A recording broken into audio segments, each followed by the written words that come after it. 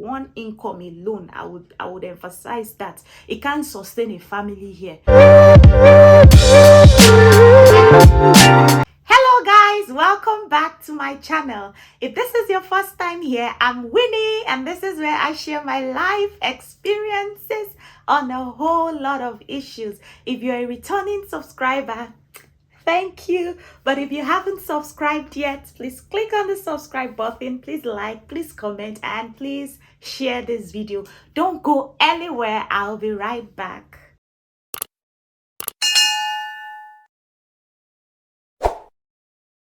In today's video, I'm sure you've seen my title already. I will be discussing something that just came to my heart to share: how relocating abroad is affecting marriages. A lot of things are going on, in the streets. So I want to share experience on how relocating abroad is affecting a lot of marriages. I know a lot of people have, at a certain point in their life, made that move to relocate to a new place, a new location, area, region, and a different part of the world, and somehow it's affecting their marriages. So I just want to talk about it today. I feel like when you relocate, it comes with some challenges, it comes with some problems, and then it comes with its blessings. So it's not totally a bad idea relocating. My take on relocating is, as long as it's for a future goal, something that will benefit the whole house, then go ahead. And if it's something that you can afford, go ahead and make that trip. And if you've involved God in the matter and he's directing you to take that move, please go ahead with relocating. So back to the topic on how it's affecting marriages. When you move to a new place, first of all, you experience some sort of culture shock, things that don't really look the way it is back home where you're coming from, things that you would not accept back home, you tend to accept them in a new place. It's a whole new culture, a whole new people, new ideologies. You're just moving into something new, a new world of experience. So if you're not prepared for it, you find out that you react to it, and it tends to affect the person that you're living with or you're in a relationship with. Most people, when they move abroad to the Western world, here we find out that women have a whole lot of rights, which should be the case everywhere in the world, because as far as I'm concerned, women have rights just like their male counterparts of what am I saying? Just like the male folks, women have rights, but it's just that in some parts of the world, the rights of women are sometimes oppressed. But when you come to the Western world, it's like a platform has been given to women to dream, to be who they want to be, to air their views, to dare to do things. And sometimes most men feel intimidated by this, and at the same time, some women take advantage of this to do stuffs or go the extreme, and it affects their partners. If you're coming from Africa, perhaps back home, you realize that most women tend to do all the house chores, they tend to do the cooking, the taking care of kids. Some women are stay-at-home moms, some women work from home. It's just like the women try to make sure their career is built around their family life, because they have the responsibility of taking care of the children. The men get involved, but it's like the man has a bit more freedom as compared to the women. But coming over to the Western world, you realize that everybody has equal turns or equal responsibility in taking care of a child. Everybody has equal responsibility to dreaming. Back home, you find out that the women do the chores, the women do the cooking, and then the husbands do the financing. But here, everybody works, everybody contributes, everybody brings in their quota. And you find out that that's the only way things can work here. The men do the chores too. They do the cleaning. They do the taking care of kids, child care. They practically contribute to everything that goes on in the home. They are as involved in the home as the woman. So it's kind of somehow 50-50, I would say. So when you come here, you realize that for some women, who are perhaps used to not working, used to doing the house chores and having the man foot the bills. They come here and they feel like, oh, I can't work. I don't want to work. I need to take care of the kids. I don't want to work. And then you find out that this puts so much pressure on the man, because one income alone cannot sustain a household. In, let me use where I am, for example, in United Kingdom, one income alone, I would emphasize that it can't sustain a family here. There are lots of bills to pay. You have electricity, you have gas, you have water, you have what have I not mentioned now? You have rent to pay, and there are bills, there's feeding, there's grocery shopping. There are lots of things that you spend money on, transportation, and if you have children, childcare, and some miscellaneous, so for one person to foot the bill, it puts so much stress on that person. And because you're paid hourly, it means for you to earn more, you have to put in more work. And at the end of the day, if it affects your body, because you get tired, you get weak, and sometimes you get stressed out, it affects your mental health too. So one person alone ideally should not bear the burden of the house, okay?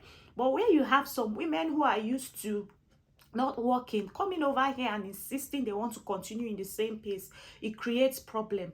On the other hand, you find out that some women who back home have been subject to how do I put it, back home, who could not pursue their dream because of the circumstance and the culture we have back there.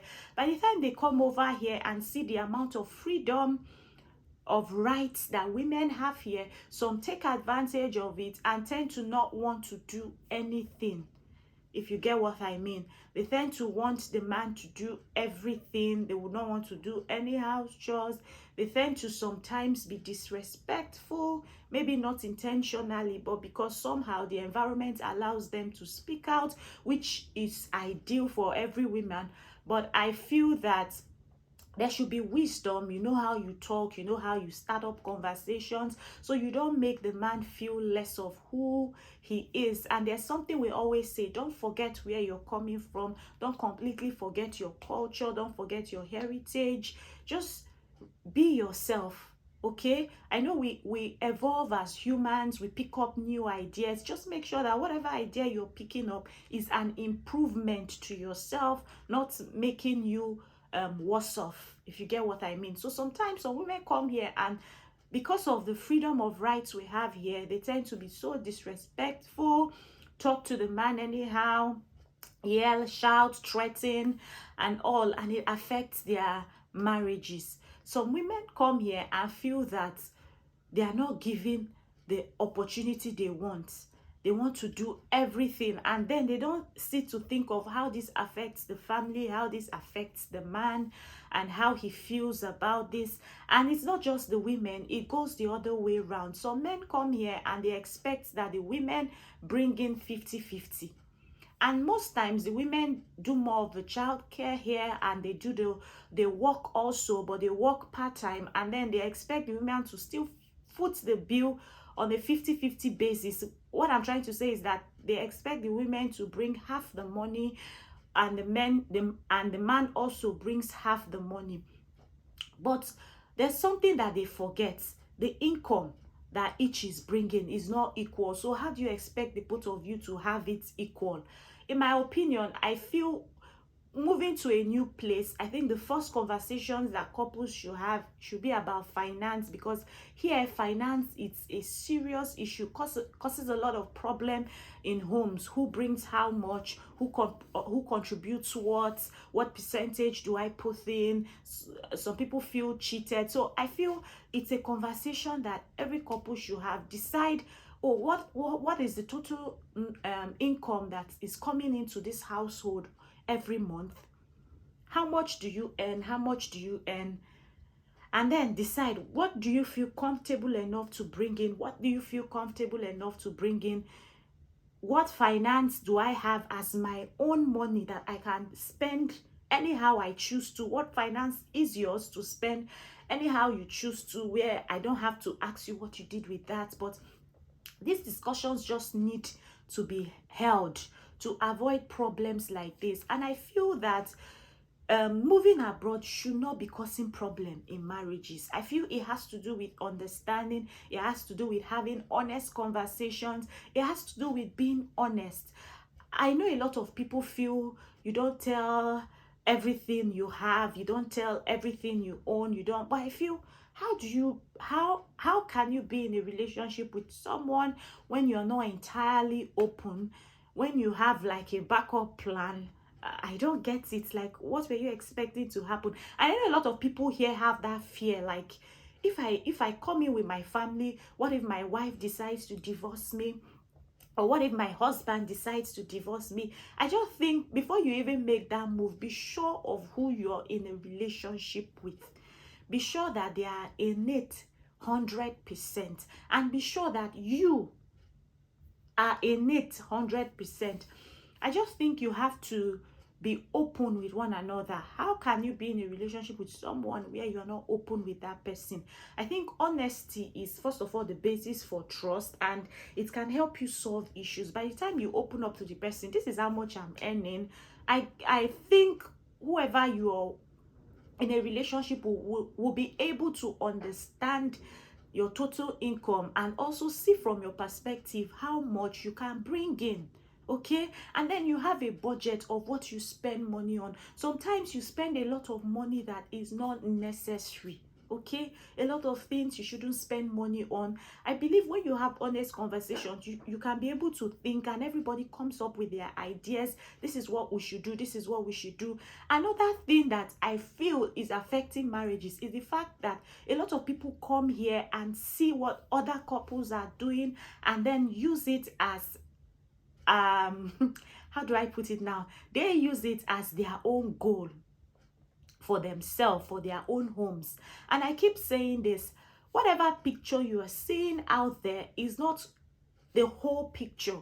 You're only seeing a part of it. Okay, I come up here and I do YouTube videos. It doesn't mean anybody watching me knows 100% my life history or 100% what happens with me. I only put out what I want people to see. The same way people you look up to out there put up what they want you to see. They don't put up the whole picture because you don't live with them 247.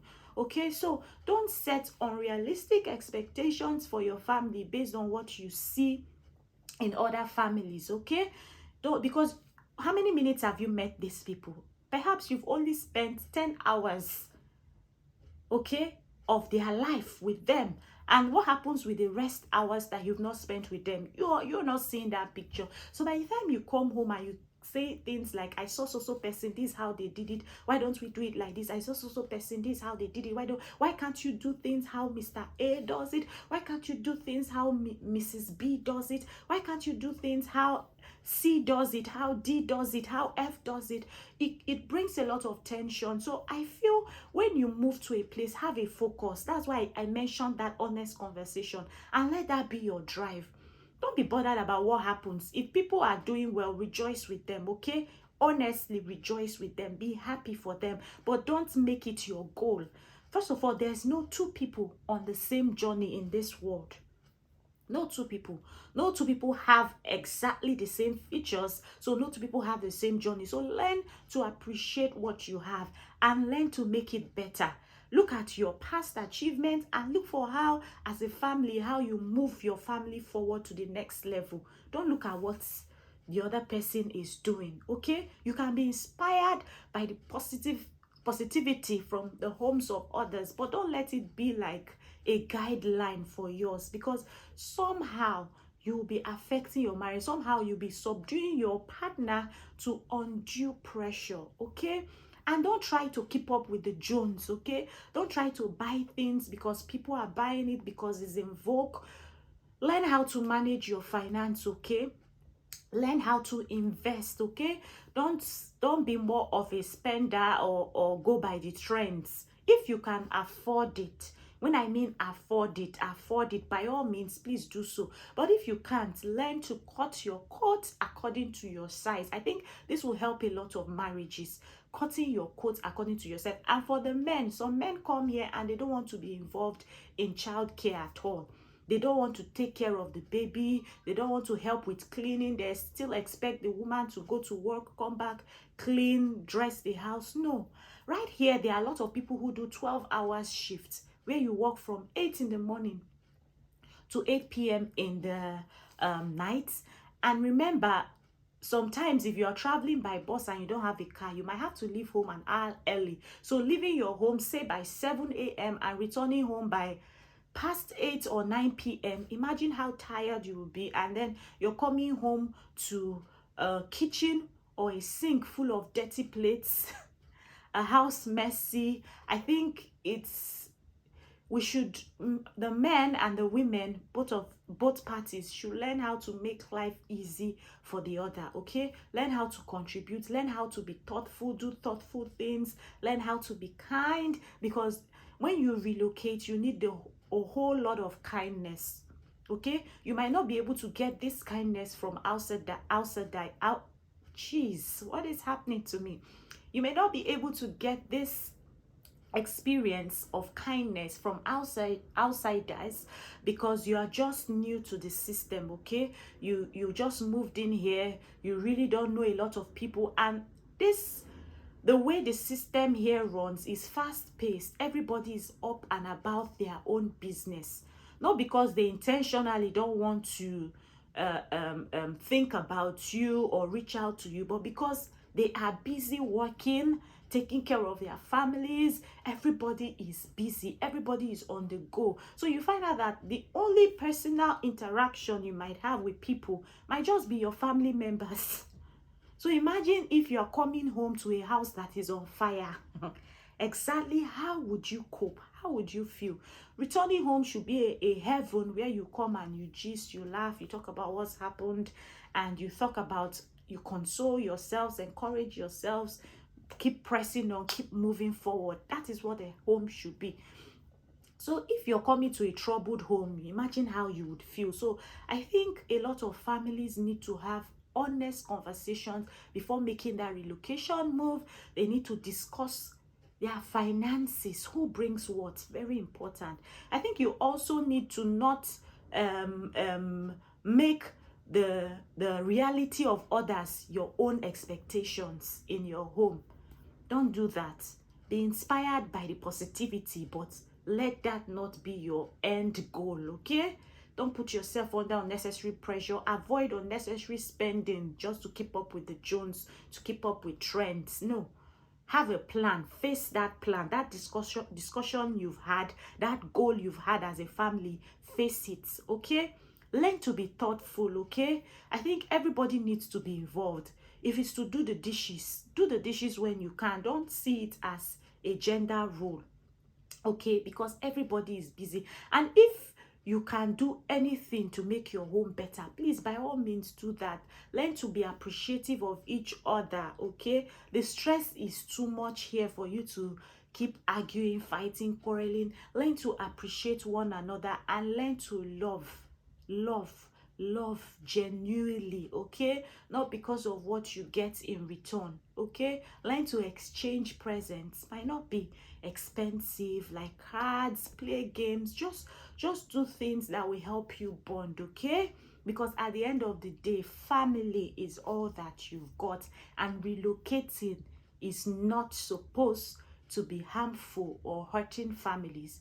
It's supposed to move families forward. Thank you guys for watching this video. I think I've been talking for too much, and I don't want this video to extend for so long. So thank you so much for watching up till now, and I hope you found it informative. I hope it was inspiring. Please leave your comments in the comment section. I'd like to hear from you. Have you moved? Are you thinking of moving? If you've moved, has it affected you? What has been your experience? Have you moved on with it? Let me just know what your thoughts are. Until my next, no, before I say that, if you haven't subscribed, please click on the subscribe button now.